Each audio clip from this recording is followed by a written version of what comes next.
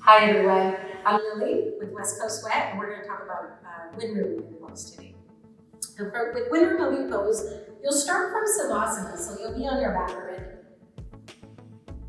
And then we start by lifting the right leg up, interlocking your fingers a couple of inches below your knees. So the grip is really important. Make sure you have a nice strong grip in your fingers, and you pull your knee down all the way towards your shoulder. So it's really important that you use your arm strength to get a nice compression here in that hip joint, and use your arm strength to pull. Right here, I'm just kind of relaxed with my leg. As I pull, you can see that I bring my knee really into my shoulder, feeling that pinch in the hip joint. Pull a little extra hard, really working to get the knee closer to the shoulder and pull it. And change. Right leg down, left leg lift up. Again, 10 fingers, interlock, nice strong grip. Pull your knee down all the way towards the shoulder. If you're extending leg, the calf muscle doesn't touch the floor, flex the foot and pull harder, and you relax that extended leg.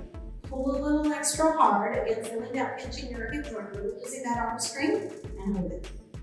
Change third part, bring the leg down, and then both legs lift up. As you lift the legs up, you're gonna reach for your elbows. Now, if you can't quite grab the elbows today, you're gonna make an effort to go as far up as you can. Maybe that means the forearms, but as much as you can, really reaching for those elbows. From here, you'll be relaxing your spine down. Eventually, your whole spine relaxed on the floor. So this posture is really great to help with digestion, with elimination.